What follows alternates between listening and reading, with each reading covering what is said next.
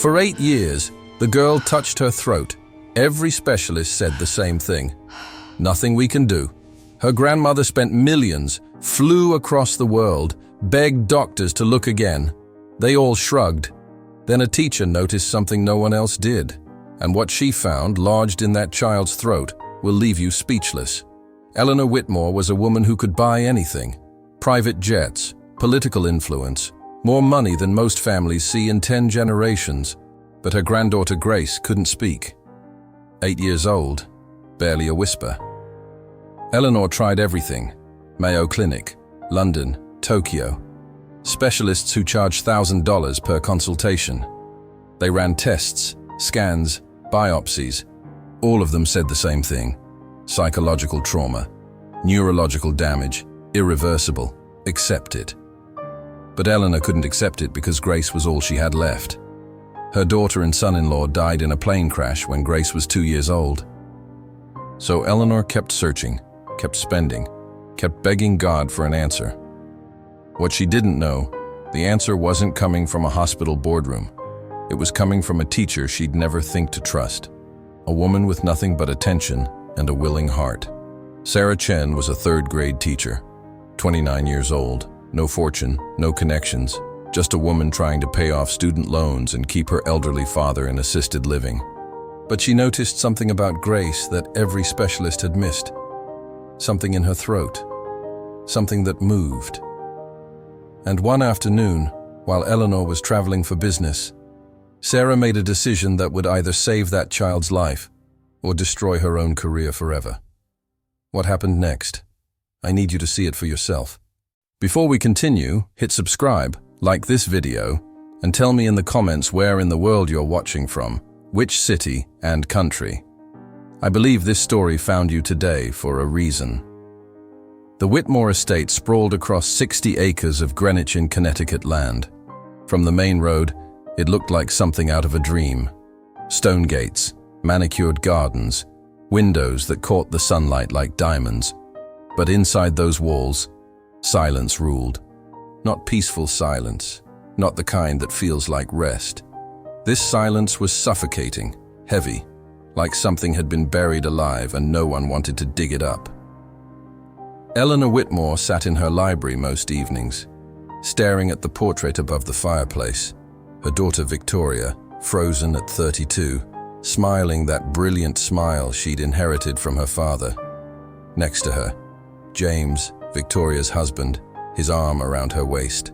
Between them, little Grace at 18 months, chubby cheeks, bright eyes, completely unaware that in 6 months, her parents would be gone and her voice would disappear with them. The plane went down over the Atlantic. Mechanical failure, they called it. No survivors, no answers, just wreckage scattered across dark water, and a little girl who stopped making sounds. The doctors said it was trauma. Selective mutism brought on by grief. A 2-year-old child's brain protecting itself from unbearable loss. Eleanor threw money at the problem like she'd thrown money at everything else in her life. Child psychologists, speech therapists, hypnotherapists, meditation specialists. Grace went through it all with those quiet, watchful eyes. She'd open her mouth and force air through her vocal cords, but only broken sounds came out, weak, fragile, like wind through a crack in a wall. And there was something else. The coughing, light, persistent, like something was caught. The way Grace would press her small hand against her throat after trying to speak. The wincing, the fear that would flash across her face when adults leaned in too close, asking her to try again, try harder, just one word, sweetheart, just one. Eleanor watched her granddaughter shrink into herself year after year, watched her stop trying, watched the light dim in those eyes that used to shine. And no amount of money, no amount of power, no amount of desperate prayers seemed to change a single thing. By the time Grace turned 8, Eleanor had accepted what every doctor told her. This was permanent. Her granddaughter would live in silence forever. She enrolled Grace in public school that fall. Not because she couldn't afford private education, because she wanted Grace to have something normal, something real, a life that wasn't wrapped in bubble wrap and whispered pity. The other children would be kind, Eleanor told herself. Grace was gentle, sweet, smart. She'd find her place. What Eleanor didn't expect was that Grace would find someone who actually saw her. Someone who refused to look away. Sarah Chen noticed Grace Whitmore on the first day of school. Hard not to. The girl sat in the back corner, shoulders hunched, eyes down, like she was trying to disappear into the chair itself, while other kids chatted and laughed and threw paper airplanes when Sarah's back was turned. Grace remained perfectly still. During attendance, Sarah called her name. Grace raised one hand briefly, then lowered it. No sound. Sarah marked her present and moved on, but something nagged at her. Over the next few days, Sarah watched. Grace was brilliant. Her written work was exceptional, thoughtful, creative. She'd answer questions on paper that other kids couldn't answer out loud, but she never spoke, never made a sound. During recess, she sat alone under the oak tree, reading or drawing. The other children didn't bully her. They just forgot she existed. And maybe that was worse. What caught Sarah's attention wasn't the silence itself. It was the pain. The way Grace would touch her throat constantly, like checking on something. The way she'd tilt her head back slightly before attempting to make a sound, as if clearing a path. The way her face would contort, just for a second, when she swallowed. Sarah had seen something like this before. Years ago, her younger brother had developed a persistent cough. Doctors said allergies, asthma, anxiety. For 2 years, they treated symptoms. Then one emergency room doctor looked closer, found a small bead lodged in his airway. It had been there so long, tissue had grown around it. One procedure, and her brother's cough disappeared. He could breathe freely for the first time in years. Sarah couldn't shake the memory. She started paying closer attention to Grace. Noticed that some days the girl seemed better, almost relaxed. Other days, she looked like she was fighting just to breathe. Her attempts at sound varied wildly. Sometimes a whisper would slip through, other times, nothing but air. 3 weeks into the school year, Sarah kept Grace after class. She knelt down beside the girl's desk, eye level, non-threatening. Grace's whole body tensed. Sarah spoke softly. "I'm not going to make you talk. I just want you to know I see you." Grace's eyes widened slightly. "You're one of the smartest students I've ever taught," Sarah continued. "And I think you're carrying something heavy that nobody understands." Grace's bottom lip trembled. "Can I ask you something?" Sarah waited. Grace nodded. "Barely. Does your throat hurt?" Grace froze. Her hand moved unconsciously to her neck. "Does it hurt when you try to speak?" Tears filled Grace's eyes. She nodded. Sarah's heart cracked. Okay, sweetheart. We're going to figure this out." Grace pulled out her notebook, wrote quickly, shaky letters. "They say I'm broken. They say it's in my head." Sarah read the words, felt rage and sorrow twist in her chest. "You're not broken," she whispered. "And it's not in your head. Something is wrong, and we're going to find out what." That night, Sarah couldn't stop thinking about Grace's face. The relief, the hope, the terror. She pulled out her phone, started researching. Chronic throat pain in children, objects lodged in airways, tissue growth, vocal cord damage. She read medical journals until her eyes burned. Read case studies of children misdiagnosed for years. Read about foreign bodies that scans somehow missed. About how the human body can adapt, compensate, build around an obstruction until it becomes part of the landscape. And she read about how sometimes the simplest explanation is the right one.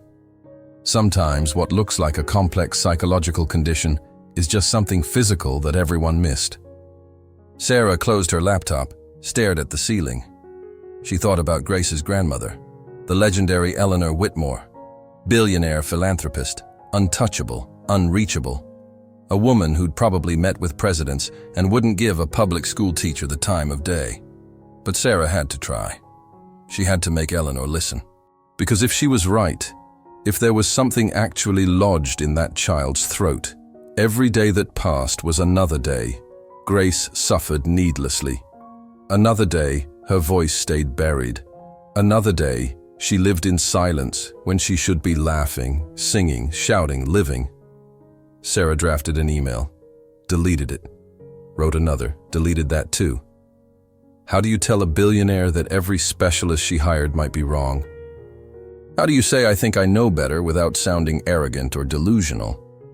Finally, she settled on something simple, direct, honest. She hit send before she could second-guess herself. Then she waited. 1 day passed, 2, 3. No response. Sarah wasn't surprised. Women like Eleanor Whitmore didn't answer emails from random teachers, but Sarah couldn't let it go. She started documenting everything. The way Grace touched her throat, the variance in her sounds, the visible discomfort. She took notes, timestamps, observations, built a case. If Eleanor wouldn't listen to words, maybe she'd listen to evidence. Maybe she'd see what Sarah saw. A child in pain.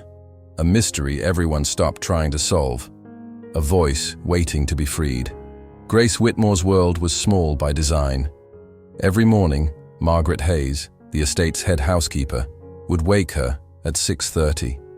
The woman moved through the enormous bedroom like a ghost, laying out clothes, opening curtains, speaking in that clipped, efficient tone that left no room for warmth. Time to get ready, Miss Grace. School in 40 minutes. Grace would nod, slide out of bed, get dressed in silence. Breakfast was served in the smaller dining room. Just her and Eleanor, separated by 8 feet of polished mahogany table.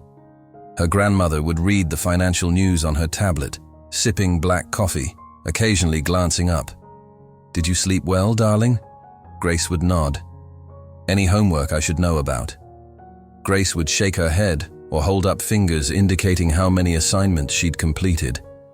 Eleanor would smile, that tight smile that never quite reached her eyes, and return to her reading. The silence between them wasn't comfortable. It was practiced, efficient, safe. Neither of them knew how to bridge the gap, so they stopped trying. The drive to school took 12 minutes.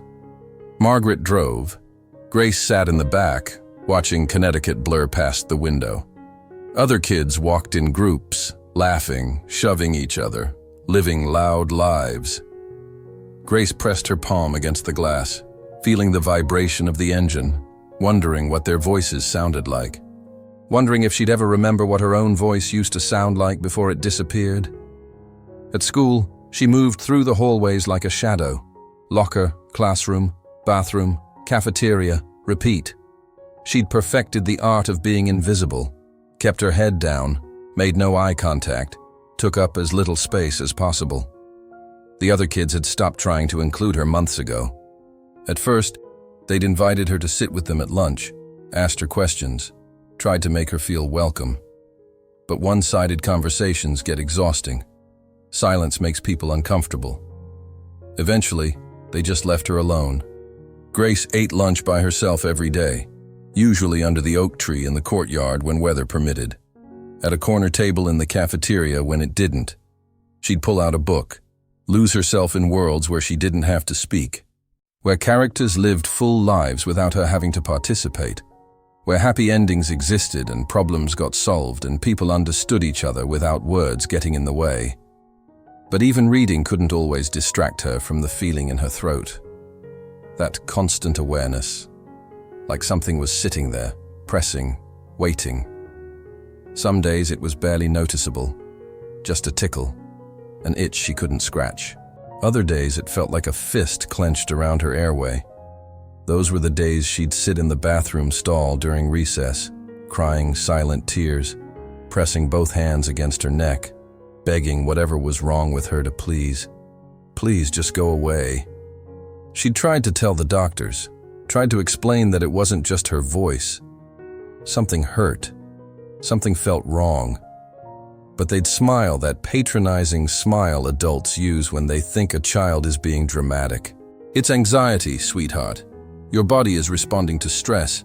There's nothing physically wrong. We've done all the tests. But they hadn't done all the tests. They'd done scans and looked at images and checked boxes on forms. None of them had actually looked. Really looked. Not the way Sarah Chen looked. Sarah started spending her lunch period in the classroom, leaving the door open, letting Grace know she was there if needed. Grace would sit at her desk, working on assignments or drawing. Sarah would grade papers, answer emails, exist in the same space without demanding anything. It took 2 weeks before Grace voluntarily approached her. She'd laid a drawing on Sarah's desk, a detailed pencil sketch of a bird in a cage. But the cage door was open and the bird was still inside, looking out but not leaving. Sarah studied it for a long moment. "This is beautiful, Grace. Really beautiful." Grace wrote on her notebook, "Do you think the bird is scared or stupid?" Sarah considered the question carefully. "I think the bird is used to the cage. Sometimes what keeps us trapped isn't the bars. It's believing we can't leave." Grace stared at her, wrote again. "What if the bird is broken? What if it tries to fly and falls? Then someone catches it," Sarah said softly. "Someone who understands that falling is part of learning to fly." Grace's eyes filled with tears. She grabbed the drawing, started to walk away. "Grace," Sarah called gently. The girl stopped. "You're not broken. Whatever you've been told, whatever you believe about yourself, you're not broken." That afternoon, during silent reading time, Grace raised her hand. Sarah looked up, surprised. "Yes, Grace?" The girl pointed to her throat, then to the door. "The universal signal for I need to leave." Sarah nodded. "Of course, go ahead." But as Grace stood, her face contorted. She grabbed the edge of her desk, doubling over slightly. Sarah was at her side in seconds. "Grace, what's wrong?" The girl's mouth opened. A sound came out, strangled, painful, like something being torn. Then she started coughing. Hard, desperate coughs that shook her small frame. Sarah knelt beside her, hand on her back. "Breathe, sweetheart. Just breathe." Other students were staring now, whispering. Grace's face turned red, then pale. Tears streamed down her cheeks. The coughing wouldn't stop. Sarah made a decision. "Everyone, independent reading continues. Jessica, you're in charge." She guided Grace into the hallway, supporting her weight. The girl was shaking, still coughing, struggling. Sarah led her to the bathroom, helped her to the sink. Grace leaned over it, hands gripping the porcelain, body heaving. Then, suddenly, the coughing stopped.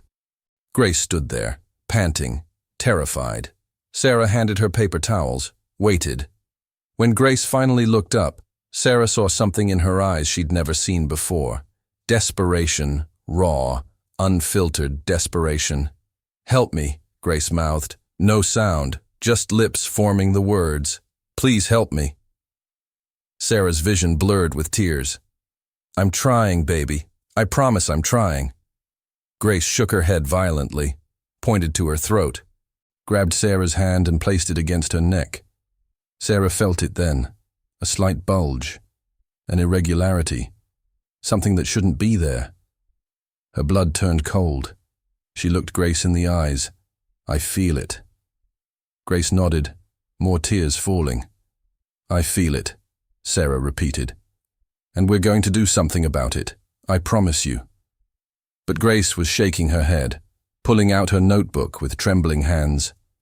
She wrote, "Grandmother won't listen. Doctors won't listen.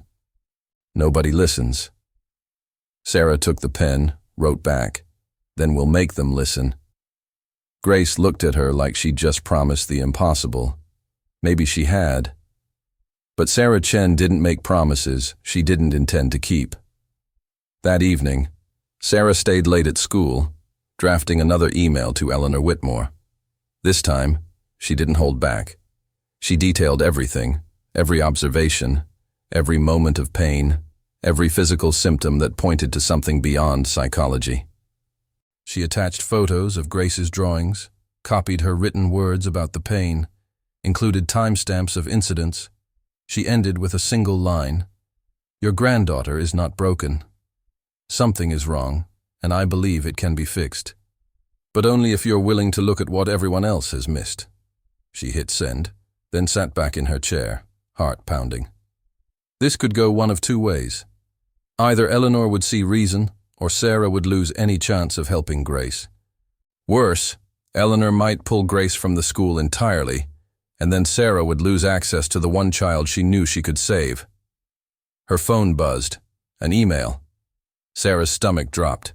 It was from Margaret Hayes, Eleanor Whitmore's head of household. The message was brief, formal, cold. "Miss Chen, Mrs. Whitmore has received your correspondence.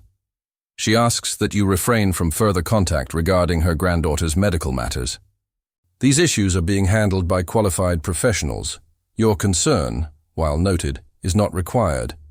Any additional outreach will be considered harassment and reported to your principal. Regards, Margaret Hayes." Sarah read it 3 times, feeling her hope crumble with each word. They'd shut her out, built the wall higher. Grace was trapped behind money and pride and specialists who'd missed the obvious, and there was nothing Sarah could do about it. She sat in the empty classroom as the sun set outside, wondering if this was how it ended, with a brilliant, suffering child left to suffer because the people with power refused to admit they might be wrong. But then Sarah thought about her brother, about the 2 years he'd spent coughing, struggling, being told nothing was wrong, about the relief on his face when that tiny bead was finally removed, about how many days of his childhood had been stolen because adults were too proud or too busy to look closer. She thought about Grace's eyes in the bathroom. "Help me, please help me." And Sarah made a decision that would change everything. She wasn't going to wait for permission anymore. She wasn't going to let bureaucracy and wealth and wounded pride keep this child trapped.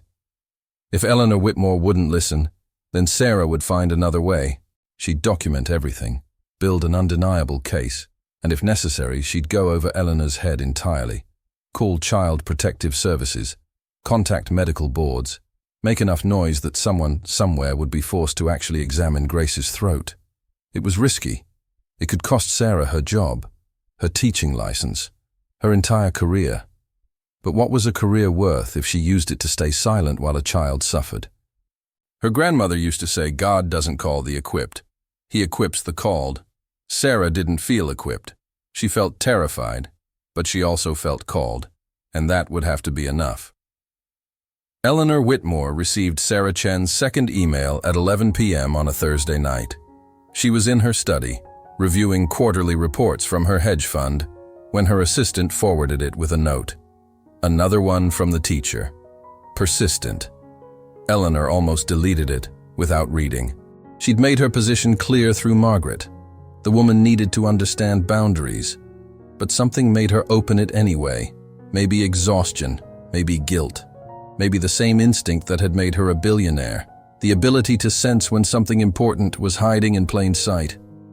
She read Sarah's detailed observations, the physical symptoms, the variance in Grace's condition, the visible bulge in her throat, the desperation in her eyes. Eleanor set down her tablet, walked to the window overlooking the dark gardens. She thought about the past 6 years, the parade of specialists, the expensive tests, the definitive diagnoses, psychological trauma, selective mutism, irreversible neurological damage. Accept it and move on. She'd accepted it because they were experts, because they had degrees from prestigious universities and published papers in medical journals, because doubting them felt like doubting science itself. But what if they were wrong?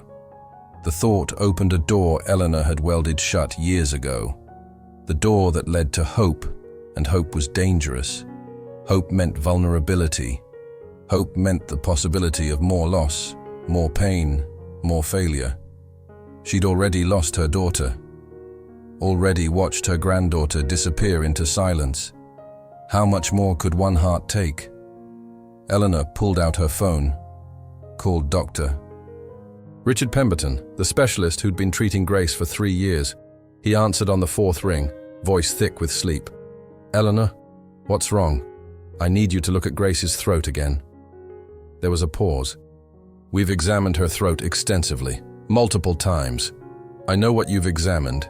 I need you to look again, physically, not through scans. Actually look. Eleanor, we've been through this. Her condition is not physical. It's neurological and psychological. The sooner you accept that—" "I'm not paying you to tell me what to accept." Eleanor cut him off, voice ice. "I'm paying you to heal my granddaughter. If you can't do that, I'll find someone who can—" Another pause. "Longer this time. I'll schedule an appointment for next week." "Tomorrow," Eleanor said. "It's not possible. Make it possible." She ended the call before he could argue further. The next morning, Grace sat in Dr. Pemberton's examination room, small and terrified on the leather chair. Eleanor stood against the wall, arms crossed. Dr. Pemberton entered with 2 residents trailing behind, tablets in hand, professional smiles fixed in place. "Good morning, Grace. Let's take a look at that throat, shall we?" Grace's whole body tensed. Eleanor saw it. The fear, the resignation. How many times had her granddaughter sat in rooms like this, enduring examinations that led nowhere? The doctor used a tongue depressor, shone a light, peered into Grace's mouth for approximately 45 seconds. Residents made notes. "Everything looks normal," Dr. Pemberton announced. "Tissue appears healthy. No visible obstructions, no inflammation. Exactly as I expected."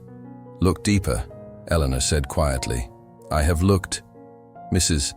Whitmore, I understand this is difficult." "No, you don't understand." Eleanor's voice rose. "A teacher, a public school teacher with no medical training, noticed something every single one of you missed. She says there's a bulge in my granddaughter's throat. She says Grace is in pain. And you're telling me everything looks normal after looking for less than a minute." Dr. Pemberton's face hardened. "Mrs. Whitmore, with all due respect, I've been practicing medicine for 26 years. This teacher has been watching your granddaughter for what? A few weeks. And she's noticed what you haven't in 3 years," Eleanor shot back. The room went silent. The residents exchanged glances. Dr. Pemberton's jaw clenched. "If you'd like a second opinion, I've had 6 opinions. All from men exactly like you who spend more time protecting their reputations than actually helping their patients." Eleanor moved to Grace's side, placed a hand on her shoulder. "My granddaughter has been suffering for 6 years. 6 years of your treatments and therapies and medications, and she still can't speak. So either you're incompetent, or you're lying, or you've been so focused on the diagnosis you wanted to find that you missed what was actually there. Which is it, doctor?" The man's face turned red. "I think this appointment is over." "Then we're done here," Eleanor said coldly. "Send your final bill. Come on, Grace." As they left, Eleanor felt something crack inside her chest. The certainty she'd built around these men, these institutions, was crumbling. And underneath it, buried for years, was a question she'd been too afraid to ask. What if I've been trusting the wrong people? What if I've been so busy buying solutions that I stopped paying attention to my granddaughter? That night, Eleanor did something she hadn't done in years. She went to Grace's room after the girl was asleep, sat in the chair by her bed, watching her breathe. Grace slept fitfully, one hand pressed against her throat even in sleep, protecting it, guarding whatever was hurting her. Eleanor reached out, gently moved a strand of hair from Grace's face. When had her granddaughter gotten so thin? When had those shadows appeared under her eyes? When had Eleanor stopped really seeing her, stopped looking beyond the silence to the child who was drowning behind it? "I'm sorry," Eleanor whispered. "I've been so afraid of losing you that I forgot to fight for you." Grace stirred, but didn't wake. Eleanor stood, walked to the window. Below, the estate stretched into darkness. All this wealth, all this power, and it hadn't saved anyone she loved. Her daughter was dead, her granddaughter was trapped, and Eleanor had spent 6 years hiding behind experts and diagnoses because facing the truth was too painful. The truth that maybe, just maybe, she'd failed Grace. The next morning, Eleanor sat in her study, staring at Sarah Chen's email. The woman had included her personal phone number.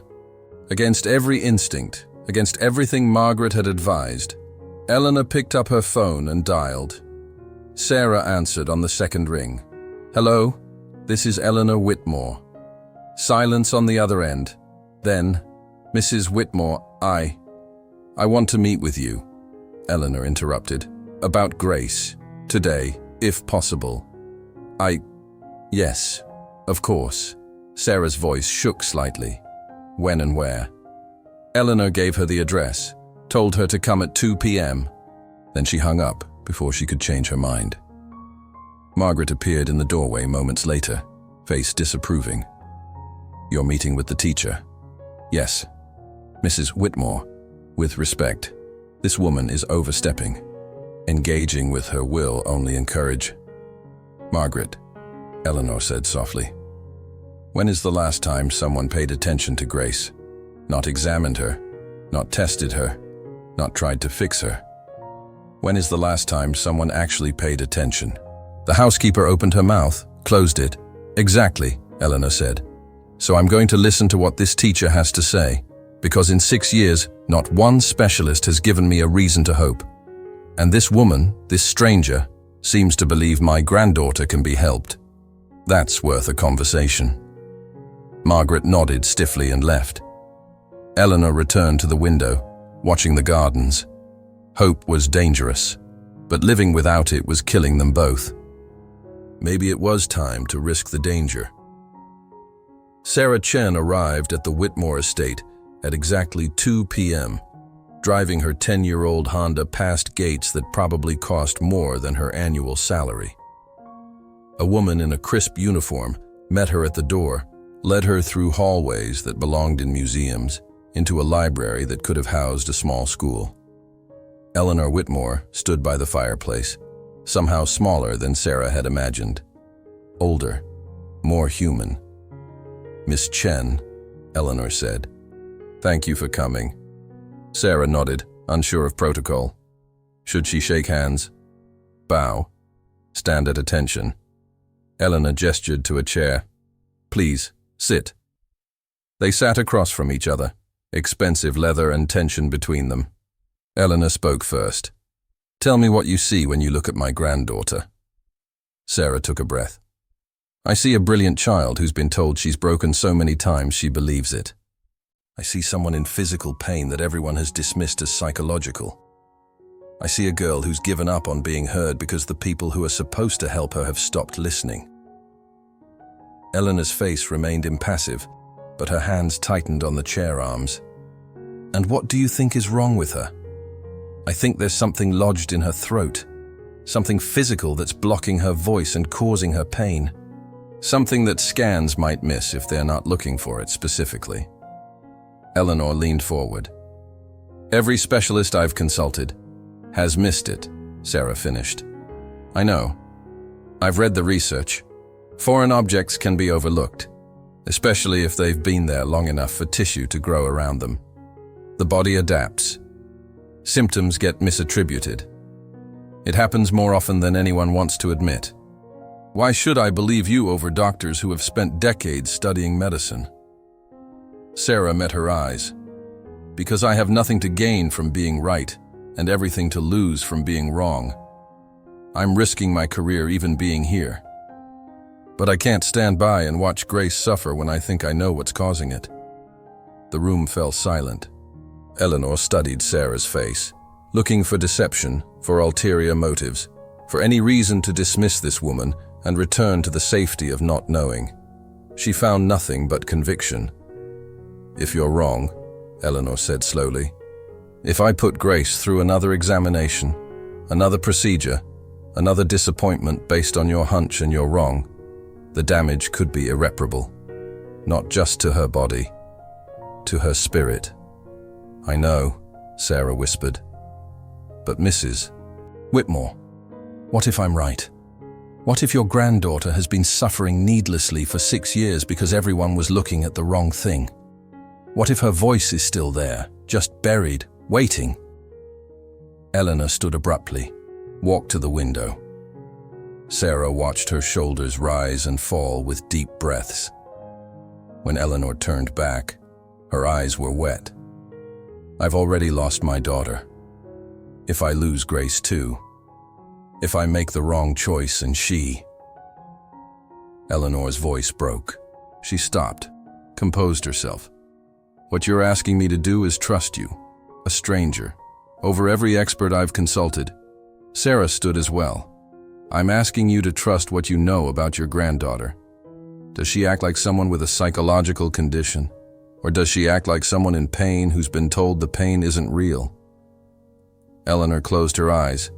She acts like someone in pain. Then maybe it's time to stop treating the diagnosis and start treating the child. The words hit Eleanor like a physical blow. For 6 years, she'd been managing Grace's condition, accepting limitations, building life around the silence. When had she stopped fighting? When had she stopped believing Grace could be saved? Margaret has already warned me against this, Eleanor said. She'll say you're exploiting my desperation. Are you exploiting me, Miss Chen? No, ma'am. Then what do you want? I want Grace to have her voice back. That's all I've ever wanted. Eleanor walked to her desk, picked up her phone. What are you doing? Sarah asked, calling a different kind of specialist. Someone who will actually look. Someone who won't dismiss us because their pride is invested in being right. She dialed, waited. This is Eleanor Whitmore. I need an emergency consultation for my granddaughter. Today? No, not with your senior staff. I want your best diagnostician. Someone who looks at what's actually there, not what they expect to find. She listened for a moment. I don't care if it's unusual. I don't care if it breaks protocol. You'll make it happen, or I'll take my donations elsewhere. Am I clear? She hung up, looked at Sarah, Dr. Lisa Morrison, head of pediatric otolaryngology at Yale New Haven. She's never treated Grace before, which means she has no ego invested in the previous diagnoses. If there's something to find, she'll find it. Sarah felt tears prick her eyes. Thank you. Don't thank me yet, Eleanor said. If you're wrong, if this is another dead end, I'm not sure I can survive it, and neither can Grace. Then let's pray I'm right, Sarah said quietly. Eleanor nodded. Yes, let's pray. Because right now, prayer was all they had left. Doctor. Lisa Morrison arrived at the Whitmore estate 3 hours later, carrying a portable examination kit and an expression that suggested she didn't appreciate being summoned like a servant. Eleanor met her at the door personally, which seemed to soften the doctor's irritation slightly. Mrs. Whitmore, I've reviewed the files you sent. Your granddaughter has been extensively examined by some of the country's top specialists. I'm not sure what you expect me to find that they haven't. That's exactly why you're here, Eleanor said. Because you have no investment in their conclusions. Dr. Morrison raised an eyebrow, but nodded. Fair enough. Where's the patient? Grace was in the sunroom, Sarah sitting beside her, both of them silent but somehow communicating through glances and small gestures.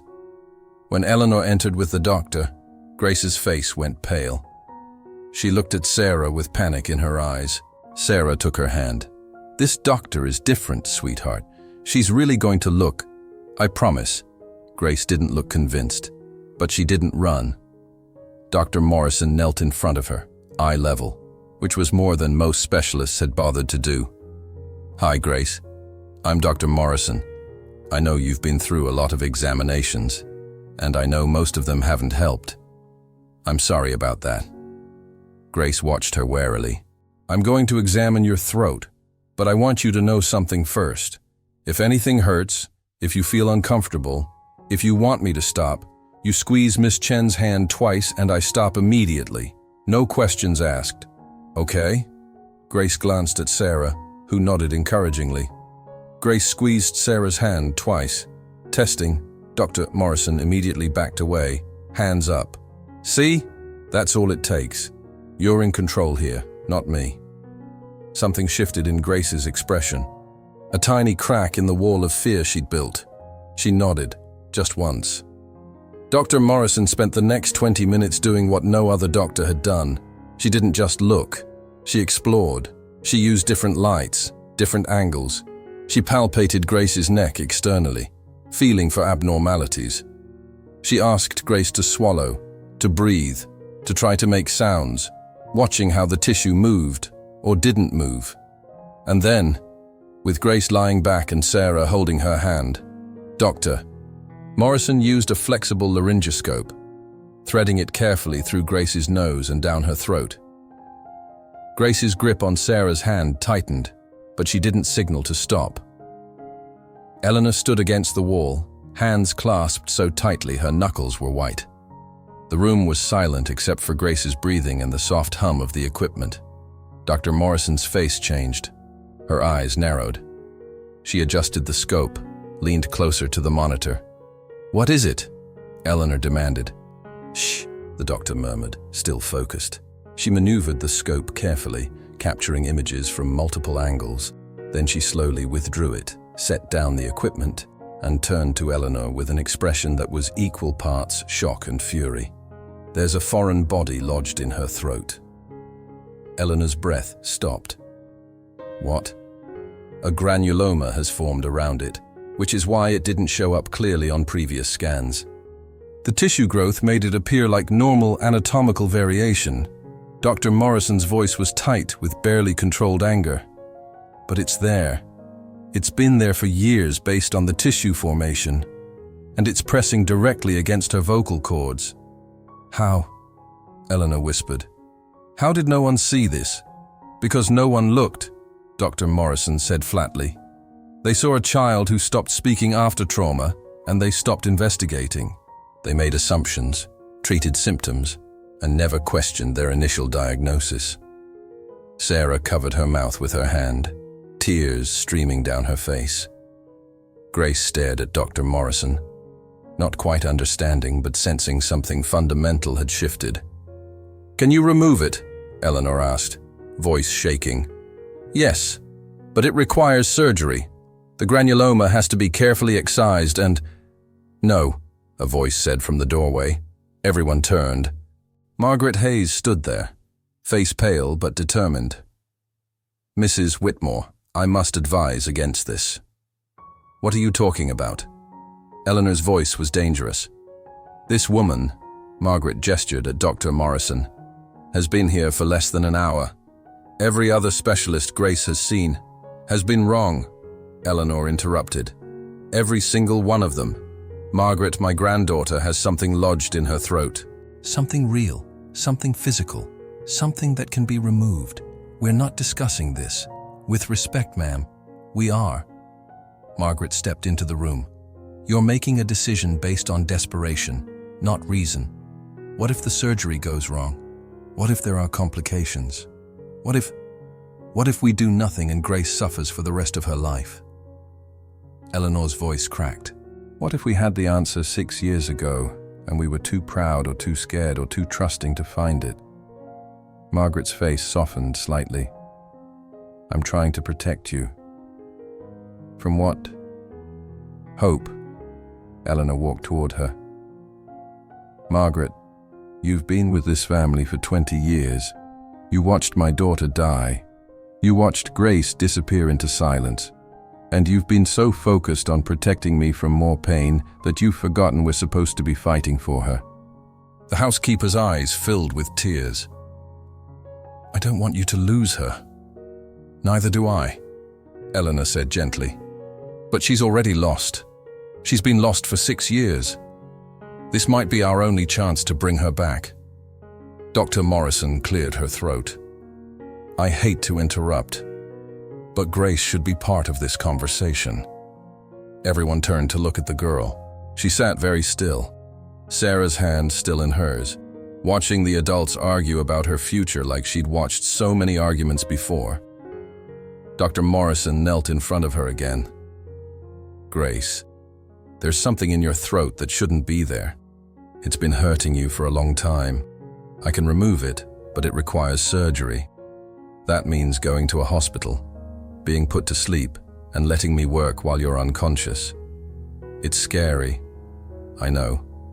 But if we do this, if we remove what's blocking your voice, there's a very good chance you'll be able to speak again, really speak, like you did when you were little." Grace's eyes went wide. She looked at Sarah, questioning. Sarah nodded, crying openly now. "She's telling the truth, sweetheart. This could give you your voice back." Grace turned to her grandmother. Eleanor walked over, knelt beside Dr. Morrison. "Darling, it's your choice. I won't force you. But I need you to know something." She cupped Grace's face gently. "I've been so afraid of losing you that I stopped fighting for you. I'm sorry. I'm so sorry. If you want to do this surgery, I'll be there every second. And if you don't want to do it, if you're too scared, I understand. We'll find another way. We'll keep trying. But whatever you decide, I promise you, I'm done trusting people who don't see you. I'm done accepting that this is just how things are. You deserve better. I should have fought harder." Grace pulled her hand from Sarah's, picked up the notebook on the table beside her. She wrote slowly, carefully. Everyone waited. Finally, she turned the notebook around. 4 words in shaky handwriting. "I want my voice." The surgery was scheduled for the following morning. Eleanor pulled every string she had, called in every favor. Grace would have the best surgical team, the best equipment, the best chance possible. That evening, Sarah sat with Grace in her room at the estate. Eleanor had insisted Sarah stay, said Grace needed her there. They sat on the floor, playing a quiet game of cards, not because either of them cared about winning, but because the normalcy of it was grounding. After a while, Grace set down her cards and wrote in her notebook, "What if it doesn't work?" Sarah took the pen. "Then we'll try something else. We'll keep trying until we find what works." Grace wrote again, "What if I can speak, but nobody wants to listen?" Sarah's heart broke. She pulled Grace close. "Then they're fools, and we'll find people who do want to listen, because you have important things to say. Grace Whitmore, the world needs to hear your voice." Grace buried her face in Sarah's shoulder and cried. Not silent tears this time, but sobbing, shaking, letting out years of fear and pain and frustration. Sarah held her through it, rocking slightly, whispering, "You're so brave. You're so strong. Tomorrow is going to change everything." When Grace finally pulled back, her face was blotchy and exhausted. But something had shifted. She looked lighter, less burdened. She picked up her notebook one more time. "Thank you for seeing me." Sarah wiped her own tears. "Thank you for letting me." That night, Grace slept better than she had in years. Down the hall, Eleanor sat in her study, unable to sleep at all. She kept thinking about the past 6 years. All the money spent, all the specialists consulted, all the time wasted. And one public school teacher had seen what none of them had. Because she'd paid attention. Because she'd cared enough to look. Eleanor picked up her phone, scrolled to Sarah's contact, typed a message. "I don't know how to thank you for what you've done for my granddaughter." Sarah's response came quickly. "Just let me be there tomorrow.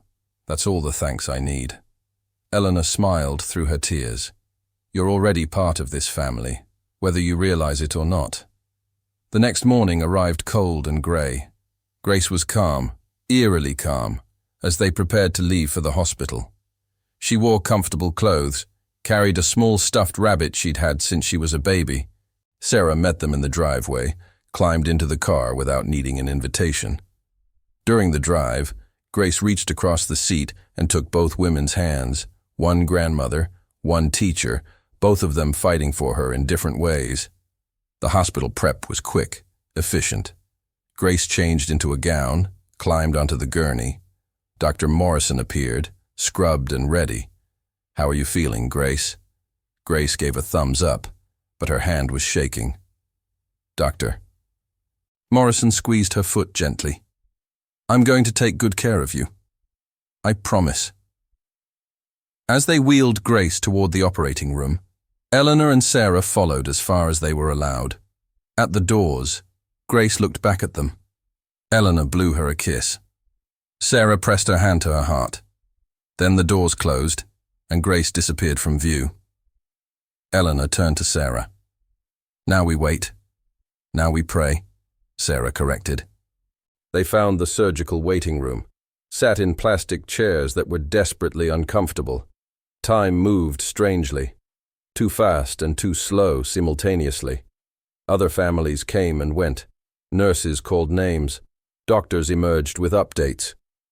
Eleanor and Sarah sat in silence, each lost in their own thoughts, their own prayers. After 3 hours, Dr. Morrison appeared in the doorway. Eleanor shot to her feet. Sarah right behind her. "How is she, Doctor?" Morrison smiled, and it was the first genuine smile Eleanor had seen from her. "The surgery was successful. We removed the foreign body and the surrounding granuloma. Grace's vocal cords appear intact. With some rest and rehabilitation, she should be able to speak." Eleanor's legs gave out. Sarah caught her, held her up. "Are you certain?" Eleanor whispered. "As certain as I can be," Dr. Morrison said. "But Mrs. Whitmore, you need to prepare yourself. She may not sound the same as she did before. Her voice might be rough at first. She'll need speech therapy. It's going to be a process." "I don't care," Eleanor said fiercely. "I don't care if she sounds different. I just want to hear her voice. When can we see her? She's in recovery now." "Another hour or so." Dr.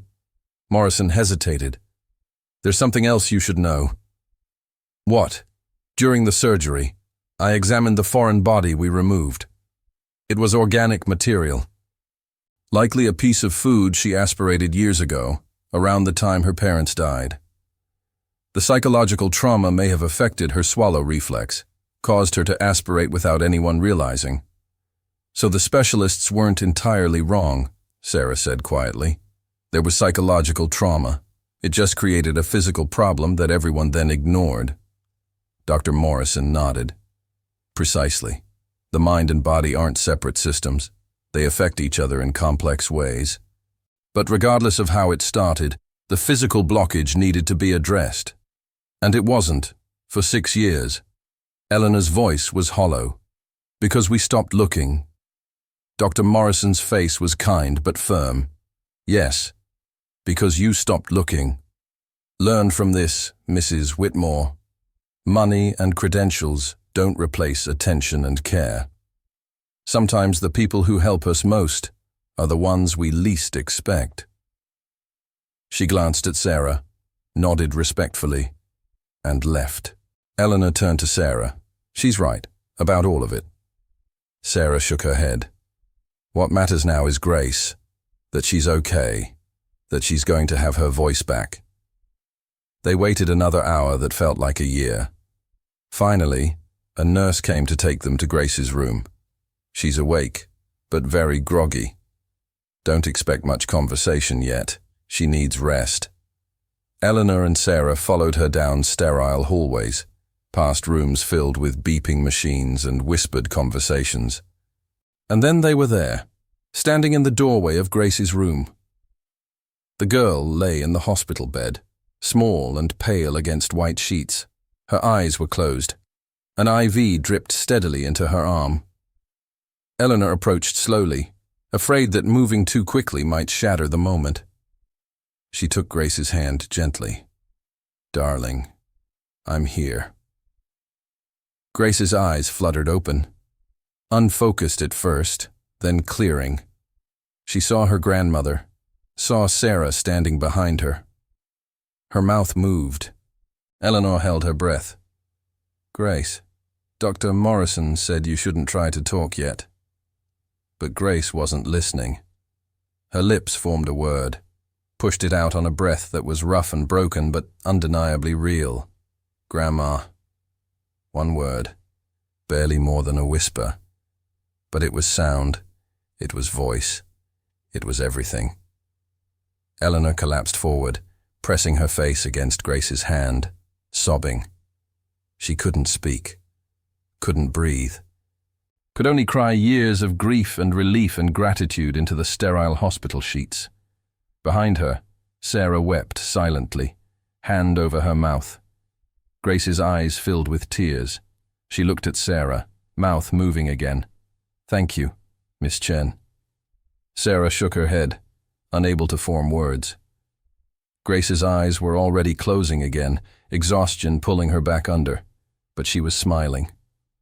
For the first time in 6 years, Grace Whitmore was smiling. And Eleanor knew, in that moment, that everything had changed.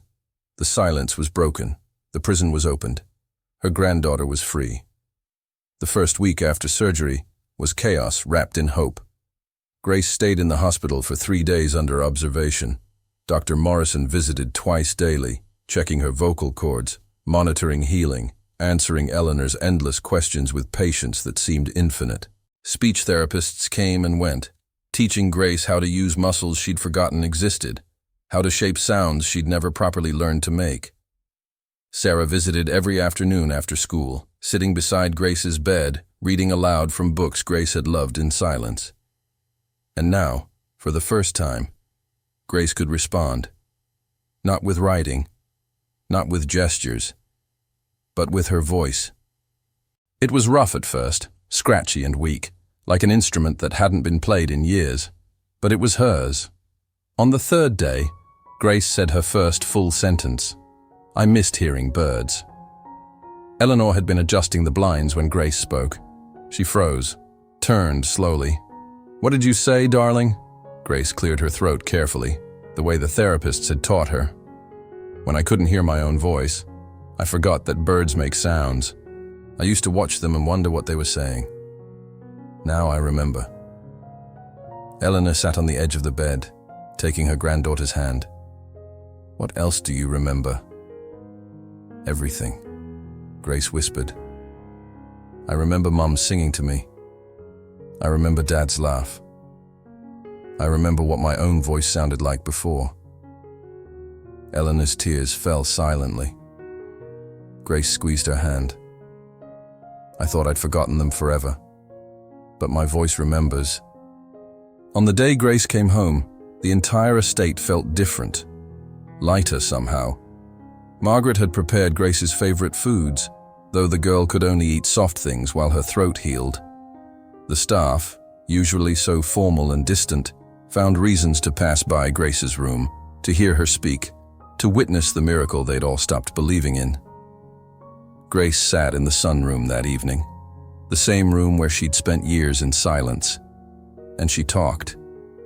She talked about everything and nothing, about the books she'd read, the things she'd wanted to say but couldn't, the sounds she was rediscovering. Her voice gave out after 20 minutes, worn thin from disuse. But those 20 minutes felt like a lifetime. Eleanor listened to every word like scripture. That night, Eleanor found Sarah in the hallway, about to leave. "Miss Chen, wait." Sarah turned. Eleanor struggled to find words adequate to the moment. "My entire life, I've believed that money could solve any problem, that the right price could buy any solution. You've taught me that the most valuable things can't be purchased. Attention, care, the willingness to see what others miss. How do I possibly thank you for that?" "You don't need to," Sarah said softly. "Seeing Grace find her voice is all the thanks I'll ever need." Eleanor shook her head. "It's not enough. You risked your career for a child you barely knew. You pushed back against me, against specialists, against everyone who told you to stop. Why?" Sarah was quiet for a moment. "Then, when I was 11, my younger brother got sick. We couldn't afford good health care. My parents were immigrants, working multiple jobs, barely scraping by. David kept saying his stomach hurt, that something was wrong. But we kept telling him it was just stress, just growing pains, just anxiety. We couldn't afford to believe it was serious. By the time we finally took him to an emergency room, his appendix had ruptured. Sepsis had set in. He died 3 days later. Sarah's voice remained steady, but her eyes were distant. He was 9 years old, and he died because the people who loved him most couldn't afford to listen. Eleanor felt the words like a physical blow. I'm so sorry. I swore after David died that I'd never ignore a child in pain again. Never tell them it's all in their head. Never let money or pride or fear stop me from fighting for them. Grace reminded me of my brother. The way she tried to communicate pain that no one would acknowledge. I couldn't let her disappear the same way. Eleanor pulled Sarah into an embrace. The teacher stiffened in surprise, then relaxed, returning the hug. When they pulled apart, Eleanor's face was determined. You're not going back to that school. Sarah blinked. I'm sorry. You're staying here. As Grace's private tutor, with a salary triple what you're making now, your father will receive the best care available, fully covered. You'll have accommodation here at the estate if you want it, or we'll provide housing nearby. Whatever you need. Mrs. Whitmore. I can't. Yes, you can, Eleanor said firmly. Grace needs you, and frankly, so do I. You've shown me what it means to actually pay attention, to fight for what matters instead of hiding behind credentials and money. I need someone like you in Grace's life, in our lives. Sarah's eyes filled with tears. I don't know what to say. Say yes, Eleanor smiled. Say you'll help me figure out how to be the grandmother Grace deserves. Sarah laughed through her tears. Yes. Okay, yes. Over the following weeks, Grace's voice grew stronger. Speech therapy 3 times a week helped her relearn articulation, breath control, vocal modulation. She sounded different than she had at 2 years old, of course. Her voice was her own now, shaped by 8 years of silence and the trauma of rediscovery. But it was beautiful. Some days were harder than others. Grace would wake up frustrated, angry at how difficult it was to say simple things. She'd spent 8 years communicating through writing and gesture, and suddenly that wasn't enough anymore. People expected her to speak now, and speaking was exhausting. One afternoon, Grace threw her speech therapy homework across the room. I hate this, she shouted, and immediately winced. Even yelling hurt. Sarah, who'd been working with her, set down her pen calmly. What do you hate? Having a voice, trying to use it, or that it's not as easy as you thought it would be? All of it. Grace's eyes filled with tears. Everyone keeps acting like everything's fixed now, like I should just be happy and normal. But nothing's normal. My voice is weird. Talking is hard. And everyone stares at me like I'm some kind of miracle when I just want to be regular. Sarah moved to sit beside her. You are a miracle, Grace. But you're also an 8-year-old girl who's been through something traumatic and difficult. You're allowed to be angry. You're allowed to hate this process. Healing isn't pretty or easy. It's messy and frustrating, and sometimes it feels worse before it feels better. Grace wiped her eyes. Did you ever get angry after your brother died? Every single day, Sarah said quietly. I was furious. At my parents for not taking him to the doctor sooner. At the doctors for not saving him. At God for letting him die. At David for leaving me. Anger was the only thing I felt for almost a year. What made it stop? Time. Therapy. Understanding that being angry didn't mean I was bad or broken. It just meant I was human. Grace leaned against Sarah's shoulder. I'm scared my voice will go away again. That I'll wake up one day and it'll be gone. Sarah wrapped an arm around her. That's not going to happen. What was blocking your voice is gone. Your vocal cords are healthy. Dr. Morrison confirmed that. But if you're scared, we can talk to someone who helps kids with those kinds of fears. Would that help? Maybe. Then we'll make it happen, Sarah said. You don't have to be brave all the time, Grace. You just have to keep trying, one day at a time. That evening, Eleanor found them both asleep on the couch in the library, Grace's head on Sarah's lap, a book fallen open on the floor. She stood in the doorway, watching them, feeling something she hadn't felt in years. Peace. Margaret appeared beside her, speaking softly. They're good for each other. Yes, Eleanor agreed. Sarah has given Grace something I couldn't. What's that? Permission to be imperfect, to struggle, to be angry and scared and human. Eleanor glanced at her longtime housekeeper. You were right to warn me, Margaret. About being careful, about protecting Grace from more disappointment.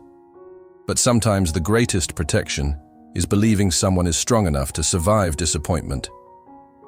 Margaret's face softened. I was wrong too. About Miss Chen, about interfering. I should have trusted your instincts. Eleanor smiled. We both should have trusted Grace's. She knew something was wrong all along. We just needed to listen. 3 months after the surgery, Grace returned to school. She'd been anxious about it, worried that kids would ask questions she didn't know how to answer, would stare, would expect too much or not enough.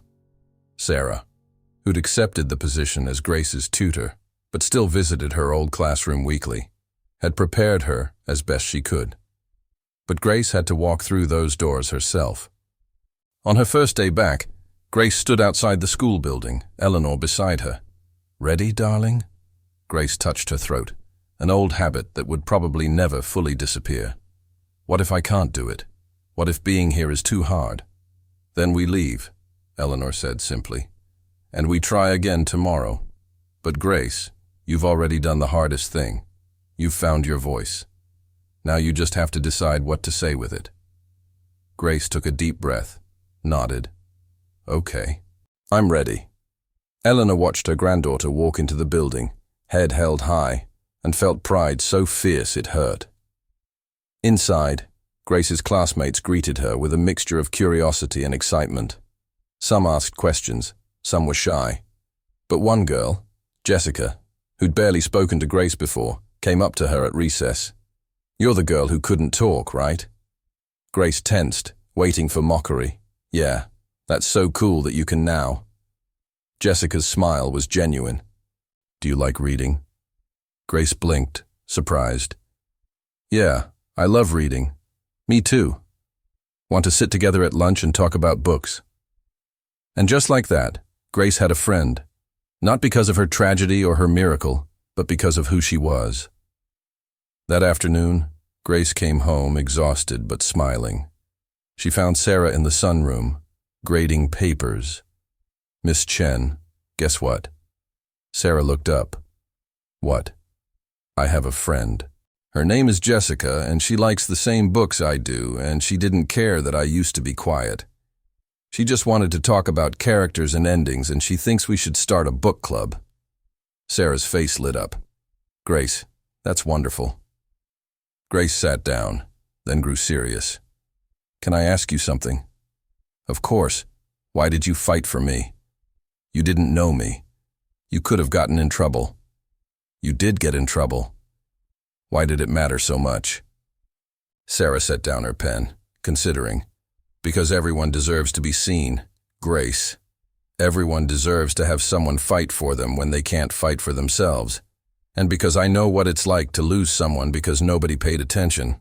I couldn't let that happen again. Grace was quiet for a moment. I'm glad you didn't give up on me. I'm glad you didn't give up on yourself, Sarah countered. You're the one who kept trying, kept hoping, kept holding on even when everything seemed impossible. I just helped remove an obstacle. You did the hard work of learning to use your voice again. Grace smiled. We make a good team. The best, Sarah agreed. 6 months after surgery, Eleanor hosted a dinner at the estate. Not a formal affair, but something intimate. Dr. Morrison was there, along with her partner, Sarah, and her father, who'd moved into a private care facility nearby and was thriving. Margaret and a few other staff members Grace had grown close to, and Grace, of course, at the center of it all. During dinner, Eleanor stood, glass in hand. Everyone quieted. "I'm not good at speeches," Eleanor began. "I'm good at business deals and investments and making money, but I'm learning, slowly, how to be good at the things that actually matter." She looked at Grace. 6 months ago, my granddaughter couldn't speak. I'd accepted it. Accepted that silence was just our reality. I'd stopped fighting because fighting hurt too much and failing hurt even worse, but someone refused to accept it. Eleanor turned to Sarah. Someone saw what everyone else missed. Someone cared more about a child's well-being than about protocol or hierarchy, or playing it safe. "Miss Chen, you gave my granddaughter her voice back. But more than that, you taught me how to listen, how to pay attention, how to fight for what matters instead of hiding behind money and fear. I can never repay that debt." Sarah shook her head, eyes glistening. "You don't owe me anything, Mrs. Whitmore." "Yes, I do," Eleanor said firmly. "I owe you everything, and so does Grace." Grace stood then, surprising everyone. She walked to where Sarah sat, wrapped her arms around her teacher's neck. "You saved my life, Miss Chen. Not just because you found what was wrong, because you made me believe I was worth saving." The room fell silent. Sarah held Grace tight, tears streaming down her face. "You were always worth saving, sweetheart. Always." When they separated, Grace turned to the gathered guests. Her voice was clear now, still a little rough around the edges, but strong. Confident. Hers. "For 8 years, I lived in silence. Not because I didn't have things to say, because I couldn't say them. Everyone thought it was in my head, that I was broken somehow. But I wasn't broken. I was just trapped." She looked at Eleanor. "Grandma spent millions of dollars trying to help me, hired the best doctors, the best therapists, the best everything. But none of them could help because none of them were really looking." Then Grace turned to Sarah. Miss Chen looked. She didn't have money or fancy degrees or a big reputation. She just had attention and courage and love, and that was enough. Sometimes that's all a miracle needs. The room erupted in applause. Eleanor wiped her eyes. Dr. Morrison raised her glass. Margaret smiled through tears. Sarah just held Grace's hand, speechless.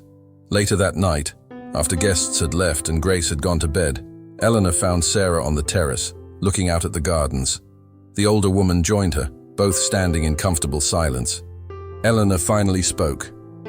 "I've been thinking about something Grace said tonight, about miracles." Sarah glanced at her. "What about them?" "For years, I prayed for a miracle," Eleanor said.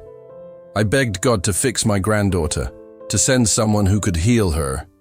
And I kept looking for that miracle in hospitals and specialists and expensive treatments. I never imagined it would come through a public school teacher driving a beat-up Honda and risking her career." Sarah laughed softly. "God has a sense of humor." Eleanor nodded. "He does. And perhaps that's the real lesson here. That miracles don't always come wrapped in the packages we expect. Sometimes they come through ordinary people doing extraordinary things because they care. Sometimes healing doesn't require money or power, just willing hands and a faithful heart." They stood together, watching the moon rise over the estate. In her room, Grace slept peacefully, dreaming in sound. Her voice was her own again.